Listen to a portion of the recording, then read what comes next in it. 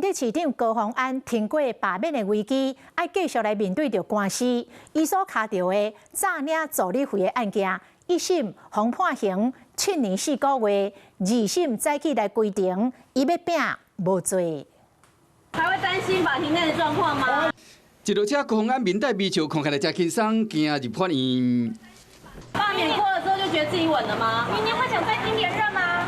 大罢免过关，市长的微博有条，也过都要面临司法的难关。再起高虹安出现伫高等法院，因为伊涉嫌伫立委任内诈领助理费，不服判刑，上诉到二审。一审的是顶法院判高虹安7年4个月徒刑，并且褫夺公权，伊嘛因此被停职。也过伊拢无承认犯行，再上诉。不过，伊的前助理敢若前公关主任王旭文无承认，其他包括前办公室行政主任小兔指控高虹安决定零用金的支出，前办公室主任陈焕宇指控陈虹安灭证，加上前助理陈玉凯，总共3个人，一审的是拢总有认罪。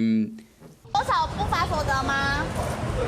被称为高虹安大小贵的小兔，讲要缴回不来所得，要争取减刑。今日开庭，敢若15分钟就结束啊！后盖阁要问证人林嘉欣，高虹安要拼无罪。如果2审判决无罪，是可能可以先准予复职的，但检察官还是会上诉，因此要等到最后无罪判决定验后，才可能确认恢复高虹安的市长职务。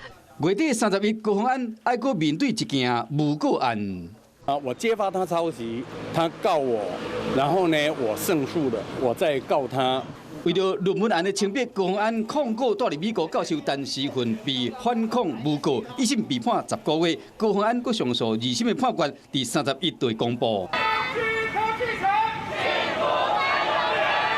经过艰难的大罢免，高虹安虽然有过关，也过仍然要2件官司。高虹安重回市长职务之路，恐惊要有变数。大家正常的生活。Hello， 我是蒋欣梅。想要抢先掌握最及时的新闻资讯吗？赶快订阅、按赞、开启小铃铛，锁定华视新闻 YouTube。